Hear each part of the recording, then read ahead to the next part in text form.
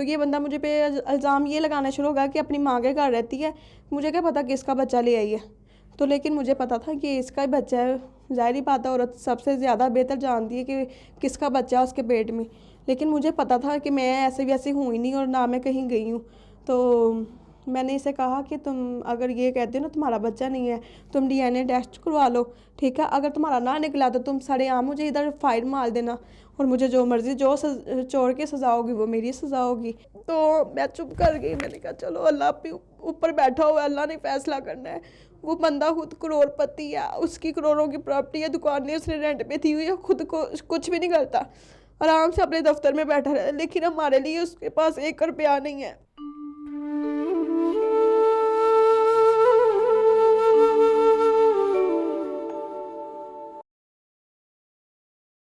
अस्सलाम वालेकुम, मेरा नाम सुंबल है और मैं आज आपसे अपनी लाइफ की स्टोरी शेयर करना चाह रही हूँ। आपने मेरी स्टोरी सुननी है, ठीक है, और आपने फ़ैसला करना है क्या ऐसा मेरे साथ होना चाहिए था।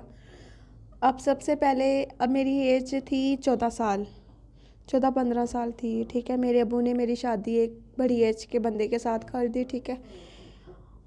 उसके साथ जब शादी हुई ना, तो उसके बाद जो जिसने रिश्ता करवाया था वो औरत कहती जी शादी तो हो गई है, अब दूसरे दिन कह रही है जी ये तो जुआ खेलता है, ये तो फलान है, ये ऐसे है, ये ऐसे है, अपनी बेटी को ज़रा बचा के रखना। अब मेरे अब्बू उस औरत के साथ बहुत लड़े झगड़े कि ये तुमने पहले क्यों नहीं हमें बताया, अब तुम निकाह करवाने के बाद बता रही हो कि ये ऐसे है। तो 1-2 साल मैं वहाँ पर रही हूँ, ठीक है। उसके बाद मेरे अब्बू बीमार हो गए। बीमार होने के बाद मेरे अब्बू ने मेरे आगे हाथ जोड़े कि मैंने तुम्हारे साथ ज़्यादती की है, ठीक है, इसकी सज़ा मुझे मिल गई है दुनिया में ना।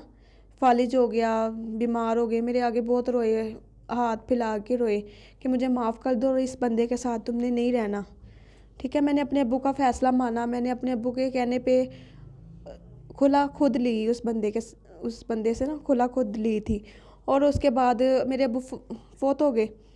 उसके बाद हमारे पे टेंशन बहुत ज़्यादा आ गई। ज़ाहिर बात है, कोई कमाने वाला घर में था। तो फिर एक बंदा हमारे मत्थे लगा फिर से, एज उसकी भी काफ़ी थी, ठीक है। तो मेरी अम्मी कहती जी इससे अच्छा बंदा नहीं हो सकता कोई और ना, 5 वक़्त का नमाजी है, परहेज़गार है, ये वो, तुम्हें ये बंदा बहुत अच्छा रखेगा। जिसने रिश्ता करवाया ना, उसने ये कहा जी ये शहबाज शरीफ का पर्सनल दोस्त है, ये ऐसे है, ये ऐसे है। ज़बरदस्ती ने कहा। मैंने ये राज़ी नहीं हो रही थी कि मैंने अब नहीं, इतने बड़े एज है और मुझे बंदा भी पसंद नहीं था, पर मेरी शादी मेरी अम्मी ने कर दी। वहाँ पर उसकी बीवी गई हुई थी 2005 की इंग्लैंड, ठीक है। उसके बाद जब वो उसने सुना कि शादी होगी, वो पाकिस्तान वापस आ गई। मुझे उसने कहा था मैंने अपने बच्चे भी इंग्लैंड भेज देने हैं, लेकिन उसने नहीं भेजे। उसके बाद जी उसकी बीवी आ गई, मसले मसाइल उनके ख़राब आपस में हो गए। तो मैं घर अपने आ गई, अम्मी के घर। मैं आके रोई बहुत, मैंने हाइपर हो गई घर में, मैं हाइपर हो गई। मैंने अपनी ना खुदकुशी करने की कोशिश की और मैं ना वो चूहे मार का पाउडर होता है ना जो, वो मैंने खा लिया और मेरी हालत ख़राब हो गई। उसके बाद जी मेरे भाई ने मुझे नंगे पाँव भागा लेके हॉस्पिटल। हॉस्पिटल उन्होंने कहा पुलिस केस है। हॉस्पिटल जब गए तो उधर उन्होंने जब मुझे मैदा वगैरह वॉश किया मेरा, उसके बाद मुझे मुझे मुझे होश आई है। और उसने ना उसके कहने पे मुझे ना नोटिस भेज दिया मेरे घर। फिर मैं रोने शुरू हो गई। मेरा कसूर क्या था? एक तो मेरी ज़बरदस्ती शादी हो गई, दूसरा उसने मुझे डिवोर्स भेज दी। भाई मुझे नफ़रत बहुत ज़्यादा आ रही थी, इस बंदे ने मेरे साथ ऐसी ज़्यादती की, लेकिन मैंने रब्ता किसी से भी नहीं किया, मुझे ज़रूरत ही नहीं थी। मैंने कहा मैं क्यों करूँ इस बंदे से, तो मेरी दिल भी नहीं, और ऊपर से इसकी बीवी आ गई है, तो मैं नहीं गई वहाँ पर ना। तो उसके बाद जी डिवोर्स हो गई। तो 3 महीने बाद ज़ाहिर बात है, मेरा भाई की बात बताती हूँ। और उसके बाद जी मेरे भाई ने ना गलत सोबर में बैठा हुआ था, और उसके बाद मेरा भाई ना रिक्शा चला रहा था ना, ज़ाहिर बात है ज़िम्मेदारी उस पर थी, घर में कोई कमाने वाला नहीं था, ऑटो रिक्शा किसी का ही चला रहा था वो। और जब वो ऑटो रिक्शा उससे गुम हो गया, क्योंकि वो भी छोटा था, इतना बड़ा नहीं था, छोटा था, गुम हो गया उसका रिक्शा। तो अब हमारे घर कोई ना कोई पुलिस का बंदा आता था वहाँ पर। तो मैं और मेरी अम्मी थी बहुत टेंशन में हो जाती, ज़ाहिर बात है ना कोई बंदा सर पे हो तो ज़ाहिर बात टेंशन तो होती है। तो उसके बाद जब वो कहते जी यहाँ पर ना एक बंदा है बशीर मुगल उसका नाम है, ये आपका मसला हल करेगा। हमें नहीं पता था, हम नए आए थे उस मोहल्ले में ना, हमें इतना किसी का भी नहीं पता था। तो उसके बाद जी वो बशीर मुगल एक लड़का मेरे भाई का दोस्त था, वो कहता मैं लेके आता हूँ, मुझे पता है। तो वो लेके आया, उसने मतलब पता करवाया कि थाने में उसका कोई तल्लुकात थे, ठीक है। उस उन्होंने पता करवाया, वो रिक्शा जो सा था ना, समनाबाद के थाने में मिल गया रिक्शा। हमारे घर ना एक दो दफ़ा आना जाना शुरू कर दिया। और जब हमारे सामने घर था, वो रेंट पे रह रही थी, प्रॉपर्टी डीलर भी है ना बशीर मुगल, तो ये प्रॉपर्टी डीलर ना उनके घर, सामने के घर आना शुरू कर गया। और उसने ना जब मेरी स्टोरी देखी ना, वहाँ पे यूनियन काउंसिल में जाती थी, उसने पता लगा जी ये इसे डिवोर्स हुई है, इसका मतलब कोई ऐसा रिलेशन, मतलब ये है कि मतलब ना स्टोरी ऐसी है, चलो मैं अपनी बात कर दूँ। वो मेरी ना फ्रेंड बनी हुई थी, जो मेरी दोस्त थी ना, उसने कहा जी ये बंदा बहुत नाइस है, बहुत ऐसे है। मेरी अम्मी को कहती कि आंटी आकर आपने करनी है ना कहीं शादी, इसकी अपनी प्रॉपर्टी है, ये वो ना। इसने कहा, लेकिन मेरी अम्मी ने नहीं मानी। मेरी अम्मी कहती बहुत बड़ी एज है इसकी ना, इसके अब्बू से भी बड़ा है ये बंदा तो। लेकिन वो मेरी फ्रेंड थी, हमारा हंसी मजाक चलता था आपस में, हमने बाहर जाना, ये बशीर मुगल मेरे पीछे आ जाना, ठीक है। इसकी बातों में मैं आ गई। मैं अपने घर वालों से ना थोड़ी, मतलब अपनी अम्मी से बहुत ज़्यादा वो थी। मुझे ना एक माँ ने, ज़ाहिर बात है पहले बाप ने कर दिया फिर माँ ने कर दिया, मुझे ना नफ़रत सी थी अपनी ना अम्मी अब्बू से। उसकी बातों में आके शादी हो गई मेरी। फिर उसके बाद जब मेरी शादी हो गई, तो फिर उसकी जो, उसने 2 शादियाँ की थी। पहली बीवी में से 3 बच्चे हैं, दूसरी बीवी में कुछ नहीं हुआ, 15 साल बाँझ, मतलब वो माँ नहीं बन सकती, डॉक्टर ने जवाब दे दिया था उसे। तो उस बंदे ने उसे ना 15 साल की जो रखा बीवी को, उसे बहुत बुरे हालात में रखता था उसे भी। तो हमें ये नहीं, इन चीज़ों का पता ही नहीं था हमें, क्योंकि हम लोग नहीं आए थे और ना मैं हम किसी से मिलते थे और ना कोई बातचीत होती थी किसी के साथ ना। उसके बाद स्टार्टिंग में मेरे साथ वो बहुत अच्छा रहा बशीर मुगल, ठीक है। उसने मेरा ना ट्रीटमेंट करवाया हॉस्पिटल में, कहीं ये भी तो नहीं ऐसी। फिर मेरा ट्रीटमेंट हुआ, नॉर्मल था सब कुछ। फिर मैं प्रेग्नेंट हो गई। जब उसे पता चला ना कि मेरे पेट में बेटी है, तो फिर उसका रवैया मेरे साथ चेंज हो गया, ठीक है। फिर उसके बाद इतना रवैया चेंज हुआ कि उसने मेरे पर जुल्म भी करने शुरू कर दिए। मेरी अम्मी थी, मेरी अम्मी मुझे ये कहती थी गर्म चीज़ें ज़्यादा खाओ कि तुम्हारा नॉर्मल डिलीवरी हो जाए, तुम्हें टेंशन ना कोई हो, पहली औलाद थी। उसके बाद जब मेरी अम्मी ना मुझे कुछ गर्म देगी, मैंने वो खा लिया। ऊपर से जून जुलाई का महीना था, तो मेरे ना तबीयत बहुत ज़्यादा ख़राब हो गई थी। तो उसके बाद लाइट चलेगी, इस बंदे को पता नहीं क्या चीज़ का गुस्सा आया, इसने मुझे टीवी लॉन्च में से बाहर गराज में, ऊपर ना इसके 2-3 पोर्शन थे, खाली है, मतलब वहाँ पे बिजली का कनेक्शन कोई भी नहीं है, बैठने उठने का कुछ भी नहीं है, जैसे ढांचा टाइप होता है ना वैसे। तो जब मैं, उस बंदे ने मुझे कमरे से बाहर निकाल दिया, मेन गेट पे इसने ताला लगा दिया। ना मैं बाहर जा, एक मसाला, ना मेरे पास मोबाइल था, ना मैं बाहर जा सकती कि मैं अपनी अम्मी, क्योंकि हम एक महल्ले में रहते हैं, तो मैं अपनी अम्मी से पानी की बोतल मंगवा लूँ। इसने मुझे पानी भी नहीं दिया। सारी रात मैं छत पे रही हूँ, ठीक है। ऊपर से मुझे घबराहट हो रही थी ना, 8वां महीना कंप्लीट था और एंड वाला चल रहा था। उसके बाद मेरी हालत इतनी ख़राब हो गई ना कि मतलब बहुत ज़्यादा हालत नाजुक थी। इस बंदे ने सारी रात मुझे ना, मैं ऐसे तरले कर दी रही इस बंदे के ना, मुझे एक पानी की बोतल दे दो, चाहे मैं नहीं नीचे नहीं आती, मुझे एक पानी की बोतल बस दे दो, मैं, मुझे कुछ हो रहा है।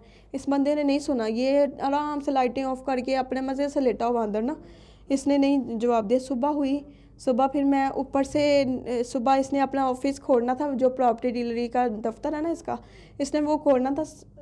तो इसने ये उठा अपने ना, उसे साफ़ सूफ करने के लिए, तो ये उठा, मैं ऊपर से भाग के, सारी रात तो मैं सोई नहीं, टेंशन में थी। तो जब मैं नीचे आई हूँ, मैंने एक पानी की बोतल पकड़ी, फिर मैं भागी छत पे। उसके बाद मैं भागी, मैं डरती थी, उसे मारता बहुत ज़्यादा था।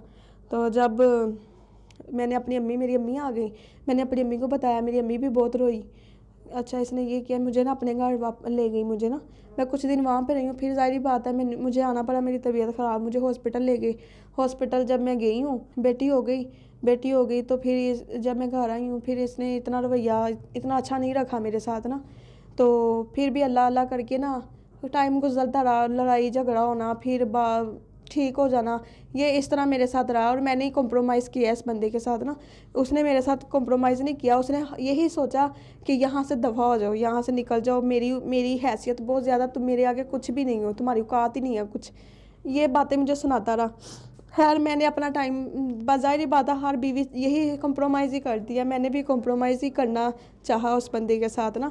उसने मुझे इंतहाई जुल्म करना शुरू कर दिया, इंतहाई जुल्म, लेकिन मैं बर्दाश्त कर दी थी। मैंने कहा कोई नहीं, आखिर एक ना एक दिन तो सही हो ही जाएगा। इतने में मैं फिर प्रेग्नेंट हो गई। फिर उसके बाद मैं प्रेग्नेंट हुई हूँ, तो फिर इसने ना पहले तो मुझ पे इल्ज़ाम लगाया कि मेरा बच्चा नहीं है। मुझे क्या पता कहाँ से, क्योंकि मैं अम्मी के घर ज़्यादा रहती थी ना, तो ये बंदा मुझे पे इल्ज़ाम ये लगाना शुरू हो गया कि अपनी माँ के घर रहती है। मुझे क्या पता किसका बच्चा ले आई है, तो लेकिन मुझे पता था कि इसका ही बच्चा है। ज़ाहिर ही बात है, औरत सबसे ज़्यादा बेहतर जानती है कि किसका बच्चा है उसके पेट में। लेकिन मुझे पता था कि मैं ऐसे वैसे हूँ ही नहीं और ना मैं कहीं गई हूँ।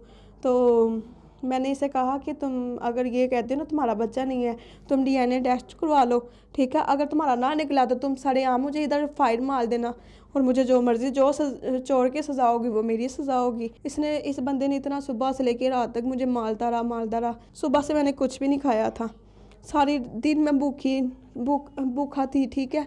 उसके बाद उसने ना घर से निकाला मुझे इस तरह कि बच्ची मेरी अंदर रख ली, और खुद सारा दिन तो मार खाती रही मैं, तो बच्ची नहीं दे रहा था। कहता बच्ची नहीं मुझे, मैंने तुम्हें देनी, खुद तुम निकल जाओ। फिर मैं भी ज़ाहिरी बात है सुबह से लेकर शाम तक इतनी वो मैं टेंशन में थी, मारे खाती रही, मुझे समझ नहीं आई। मैंने मोहल्ले में जाके शॉर्ट कर दिया, बड़े लोग इकट्ठे हो गए, इसने डंडा उठाया, मुझे बाहर आके मारने शुरू कर दिया सब आवाम के सामने बंदों को लेके। फिर इस मोहल्लेदारों ने ना कहा जी हमारी बेटी है, हम इसे भेजेंगे, आइंदा ऐसे कोई मसला नहीं होगा, बहुत अच्छे तरीके से रखिएगा।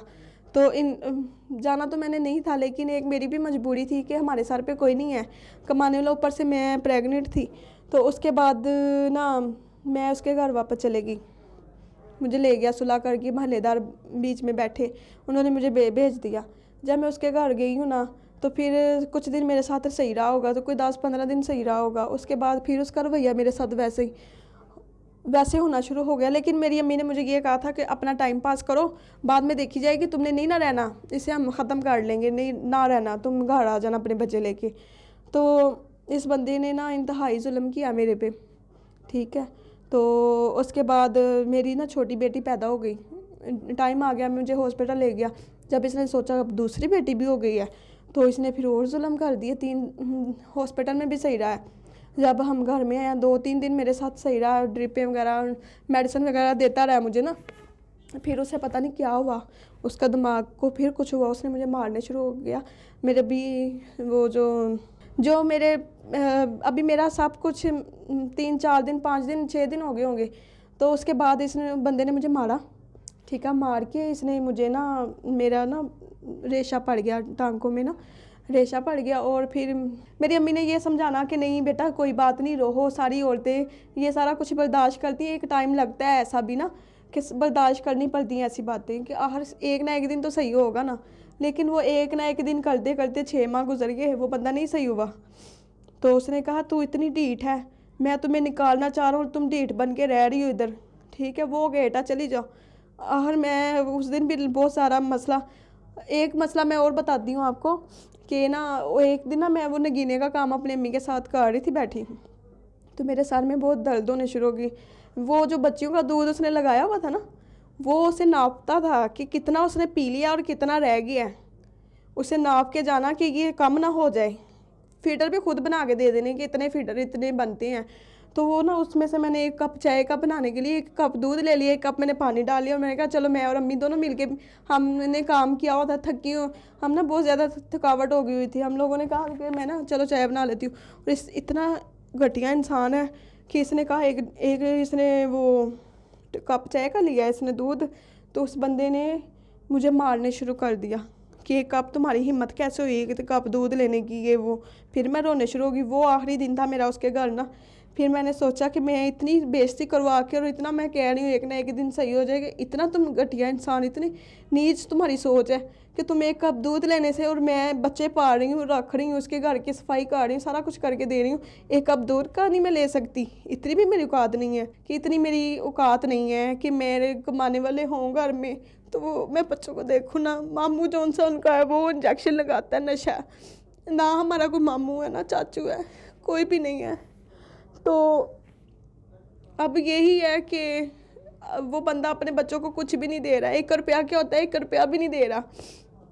अदालत में मैंने केस किया हुआ था पहले भी, उधर भी मज़दूर बना, कहता जी मैं मज़दूर बंदा हूँ। उसके बेटे लगे हुए हैं जो पहली बीवी में से ना फैक्ट्री में लगे हुए हैं, उसके जो पहले बच्चे हैं वो फैक्ट्री में लगे हुए हैं, ठीक है। और उन्होंने अपने बाप को स्लिप बना के दे दी मज़दूर बंदे की कि ये मज़दूर बंदा है, तो ये मज़दूर है, तो मतलब ना हम इतने पैसे नहीं अफोर्ड कर सकते। तो मैं चुप कर गई, मैंने कहा चलो अल्लाह पे ऊपर बैठा हुआ है, अल्लाह ने फैसला करना है। वो बंदा खुद करोड़पति है, उसकी करोड़ों की प्रॉपर्टी है, दुकानें उसने रेंट पे थी हुई है, खुद को कुछ भी नहीं करता, आराम से अपने दफ्तर में बैठा रहा। लेकिन हमारे लिए उसके पास 1 रुपया नहीं है, मेरी बच्चियों के लिए कुछ भी नहीं है। देखता भी नहीं है, और ऐसे देखता है जैसे इसकी है ही नहीं है बच्चियाँ। इस तरह की उसका रवैया है।